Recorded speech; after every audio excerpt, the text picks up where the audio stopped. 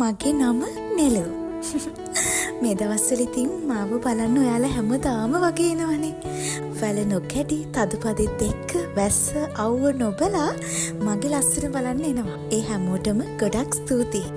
කියන්න ඕන දේ තමයි මං කියන්න හිතුවම එන්න මාව බලන්න. ඒ වගේම මාව ආරක්ෂා කරගන්න. හේතුව අවුරුදු 12කට පස්සේ තමයි මම මේ විදිහට ඔයාලට දකින්න එන්නේ. දන්නවද ඔයා? මගේ සහෝදර සහෝදරියෝ 36කට වැඩි ප්‍රමාණයක් ඉන්නවා.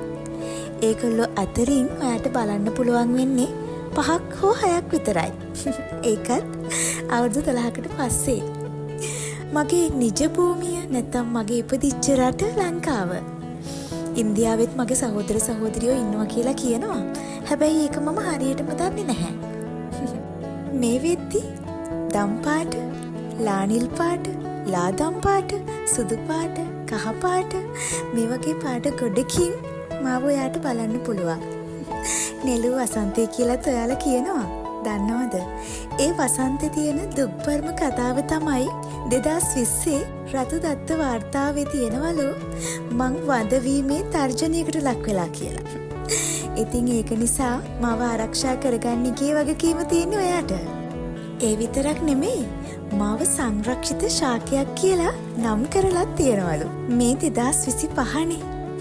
ආයිත් මාව ඔයාට බලන්න පුළුවන් වෙන්නේ 2037 අවුරුද්දේ.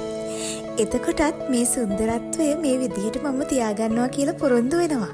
හැබැයි ඒකට ඔයාත් මට උදව් කරන්න ඕනේ. හේතුව ඔයත් මාව පරිස්සම් කරන්න ඕනේ. අවුරුදු 12කට පස්සේ, 14කට පස්සේ, නැත්නම් 7කට පස්සේ මගේ සහෝදර සහෝදරියෝ මේ විදිහට ලස්සනට පිපෙනවා. දන්නවද කතාවක්? මට කියන්නේ මව් මරා උපන් මල කියලාලු. මාව උපද්දවන්න මේ ගහ අවුරුදු 12ක් පුරාවටම ශක්තිය එකතු කරගන්නවලු. ඊට පස්සේ මට ලස්සනට පිපෙන්න පරිසරය සකස් කරලා දෙනවලු. මාව පරවෙනවත් එක්කම ඒ ගහත් මැරිලා යනවලු. ඒකට තමයි මව් මරා උපන් මල කියලා මට නමක් හැදිලා තියෙන්නේ.